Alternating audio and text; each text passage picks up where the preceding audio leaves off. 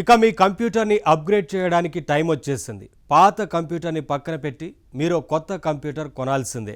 మరి మీ చేతిలో ఉన్న సమయం కేవలం ఏడాదిన్నర మాత్రమే. అరే ఇదేం హడావిడి, కొత్త కంప్యూటర్ కొనాల్సిందే అంటూ ఈ తొందరేంటి అనకండి. ఇది నిజం. మైక్రోసాఫ్ట్ సరిగ్గా మరొక ఏడాదిన్నరలో విండోస్ 10 ఆపరేటింగ్ సిస్టమ్కి సపోర్ట్ ఆఫ్ చేసేస్తోంది. ప్రస్తుతం మీరు మీ కంప్యూటర్లో విండోస్ 10 వాడుతుంటే గనక ఏడాదిన్నరలో కరెక్ట్గా చెప్పాలంటే 2025 అక్టోబర్ 14 నుంచి దానికి అప్డేట్స్ ఆగిపోతాయి. అంటే మీ విండోస్ కంప్యూటర్లోని సమాచారానికి రక్షణ ఉండదన్నమాట. కాబట్టి మీరు ఎంత తొందరగా విండోస్ 11కి అప్గ్రేడ్ కాగలుగుతారో చూసుకోండి అంటోంది మైక్రోసాఫ్ట్. సరే, అసలు ఎందుకు ఈ తొందర? అందరూ ఆపరేటింగ్ సిస్టమ్ అప్గ్రేడ్ చేసుకోవాలా, కొత్త కంప్యూటర్ కొనేసి తీరాలా? విషయం తెలుసుకొని మీరే తేల్చుకోండి మరి.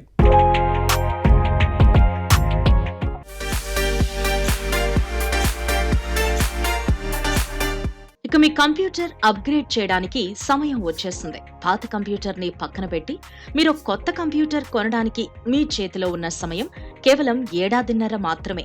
ఇదేం హడావుడి అనకండి. అవునండి, మైక్రోసాఫ్ట్ సరిగ్గా మరొక్క ఏడాదిన్నరలో విండోస్ 10 ఆపరేటింగ్ సిస్టమ్ కి సపోర్ట్ ఆఫ్ చేసేస్తోంది. ప్రస్తుతం మీరు మీ కంప్యూటర్లో విండోస్ 10 వాడుతుంటే గనక ఏడాదిన్నరలో కరెక్ట్గా చెప్పాలంటే 2025 అక్టోబర్ 14 నుంచి దానికి అప్డేట్స్ ఆగిపోతాయి. అబ్బే, కంప్యూటర్ పనిచేయటంలో సమస్యలేవి ఉండవు గాని ముఖ్యమైన భద్రతాపరమైన సెక్యూరిటీ అప్డేట్స్ రావడం ఆగిపోతాయి. అంటే మీ విండోస్ కంప్యూటర్లోని సమాచారానికి రక్షణ ఉండదన్నమాట. కాబట్టి మీరెంత తొందరగా విండోస్ 11కి అప్గ్రేడ్ కాగలుగుతారో చూసుకోండి అంటోంది మైక్రోసాఫ్ట్. సరే, ఇంతకీ ఏంటి తొందర? ఆపరేటింగ్ సిస్టమ్ అప్గ్రేడ్ చేసుకోవాలా, కొత్త కంప్యూటర్ కొనాలా? విషయం తెలుసుకుని మీరే తేల్చుకోండి. మీరు మీ విండోస్ కంప్యూటర్లో ఏ వెర్షన్ వాడుతున్నారు? విండోస్ 11కి అప్గ్రేడ్ అయ్యారా, లేక విండోస్ 10 వాడుతున్నారా? లేదంటే ఇంకా విండోస్ 7లోనే ఉండిపోయారా? అయితే అది డేంజరే. మీరింకా విండోస్ 7 కంప్యూటరే వాడుతూ ఉంటే చాలా ప్రమాదం. ఎందుకంటే దానికి సెక్యూరిటీ అప్డేట్స్ ఆగిపోయి చాలా కాలమైంది. 2020 జనవరి 14 నుంచి విండోస్ 7కి మైక్రోసాఫ్ట్ నుంచి మెయిన్ స్ట్రీమ్ సపోర్ట్ ఆగిపోయింది. కనీసం మీరు విండోస్ 10 వాడకపోతే మీ సిస్టమ్ ఎంత మాత్రం సెక్యూర్ కాదు. మరి విండోస్ 10 విషయం ఏంటి? దానికి కూడా ప్రమాదం ముంచుకు రాబోతోంది. కాకపోతే మరొక ఏడాదిన్నర టైం ఉంది. అసలు ఆపరేటింగ్ సిస్టమ్ కి సపోర్ట్ అంటే ఏంటి? ఏ ఆపరేటింగ్ సిస్టంలో అయినా ఎప్పటికప్పుడు కొన్ని కొత్త సమస్యలు బయటపడుతుంటాయి. ఈ బగ్స్ ని ఫిక్స్ చేస్తూ ఎప్పటికప్పుడు కొత్త ప్యాచ్లు రిలీజ్ చేస్తూ ఉంటారు. ఇలాగే కాలం గడుస్తూ ఉంటే ఆపరేటింగ్ సిస్టంలో కొన్ని కొత్త ఫీచర్స్ కూడా వచ్చి చేరుతూ ఉంటాయి. ఇలా కొత్తగా వచ్చి చేరే ఫిక్స్లు, ప్యాచ్లు, ఫీచర్స్ తో కలగలిసి కొంతకాలానికోసారి operating system version update release అవుతూ ఉంటుంది. అయితే మొత్తం ఆపరేటింగ్ సిస్టమ్ రూపురేఖలే మారిపోయి ఒక్కసారిగా కంప్యూటర్ ఇంటర్ఫేసే సరికొత్తగా అవతరించేసేటప్పుడు దాన్నొక మేజర్ అప్గ్రేడ్ అంటాం. దాన్నే కొత్త ఆపరేటింగ్ సిస్టమ్ అంటాం. విండోస్ 7, విండోస్ 10, విండోస్ 11 ఇలాంటి మేజర్ వెర్షన్సే. సరే, ఆపరేటింగ్ సిస్టమ్ మారినప్పుడు సిస్టమ్ని అప్డేట్ చేసుకోవాలి. కొత్త ఆపరేటింగ్ సిస్టమ్ పర్చేస్ చేసి అప్గ్రేడ్ కావాలి. ఇది ఖచ్చితమైన రూలేమీ కాదు గాని ఇలా అప్గ్రేడ్ కావడం డేటా సెక్యూరిటీ పరంగా చాలా మంచిది. కానీ ఇది ఖర్చుతో కూడుకున్న వ్యవహారం. ఫోన్ తర్వాత ఫోన్, కంప్యూటర్ తర్వాత కంప్యూటర్ వరుసగా కొంటూ పోవాలి అంటే సామాన్యుడికి సాధ్యం కాదు. అందుకే ఒక డివైస్ కొన్న తర్వాత దాని ఆపరేటింగ్ సిస్టమ్ అప్డేట్ వచ్చినప్పుడు అప్డేట్ చేసుకుంటూ ఉంటాడు. డేటా సెక్యూరిటీ కోసం ఇది తప్పనిసరి. అయితే అలా ఆపరేటింగ్ సిస్టమ్ ని అప్గ్రేడ్ చేసుకునే అవకాశం లేకపోతే అప్పుడు మొత్తం హార్డ్వేర్ మార్చాల్సిందే. అంటే కొత్త డివైస్ కొనాల్సిందే. ఇదిగో ఇప్పుడు అలాంటి పరిస్థితులనే కల్పిస్తున్నారు మైక్రోసాఫ్ట్ వాళ్ళు. ప్రస్తుతం విండోస్ 10 వాడుతున్న వాళ్ళు చాలా మంది మరో ఏడాదిన్నరలో కొత్త కంప్యూటర్ కొనాల్సిందే అంటూ పరోక్షంగా హెచ్చరిస్తున్నారు. సరే, మన సిస్టంలో విండోస్ 7 లాంటి పాత ఓఎస్ వాడితే అది ప్రమాదం. ఎందుకంటే ఆ వెర్షన్ కి 4 ఏళ్ల క్రితమే సపోర్ట్ ఆగిపోయింది. కానీ ప్రస్తుతం విండోస్ 10 వాడుతుంటే ఇబ్బంది ఏముంది? లేదుగా. మరొక ఏడాదిన్నర వరకు విండోస్ 10 కి సపోర్ట్ ఉంటుంది. అప్పుడు విండోస్ 11కి అప్డేట్ అయితే సరిపోతుందిగా. ఇలా అనుకుంటున్నారు చాలా మంది. అయితే ఇక్కడే ఓ పెద్ద సమస్య ఉంది. విండోస్ 10 నుంచి విండోస్ 11కి అప్గ్రేడ్ కావాలంటే అన్ని కంప్యూటర్లలోనూ అది సాధ్యం కాదు. మీ ప్రస్తుత విండోస్ 10 కంప్యూటర్ చాలా ఆధునికమైందే కావచ్చు. అందులో మంచి ప్రాసెసర్ ఉండొచ్చు, ర్యామ్ కూడా ఎక్కువ ఉండుండొచ్చు. కానీ మీ కంప్యూటర్లో ఒక ప్రత్యేకమైన చిప్ ఉంటే తప్ప దాన్ని విండోస్ 11కి అప్డేట్ చేయడం సాధ్యం కాదు.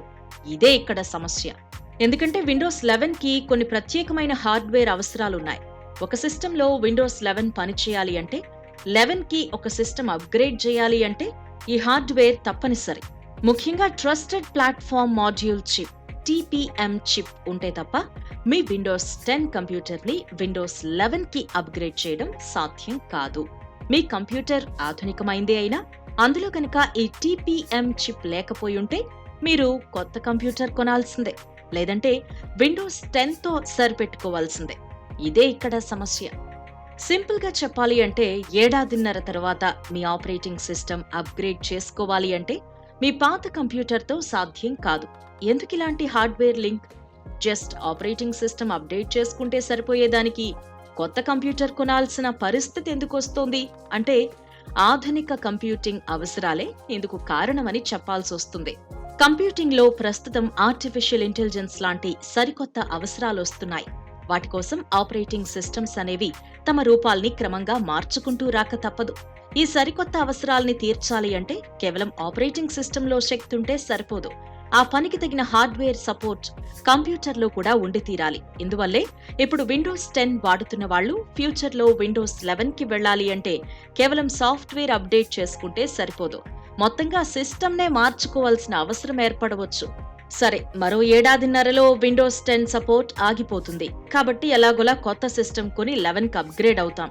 కానీ అక్కడితో ఆగిపోదుగా, మళ్ళీ విండోస్ 12 వచ్చేస్తుందిగా. నిజమే. అయితే ఇక్కడ తెలుసుకోవాల్సిన విషయం ఒకటుంది.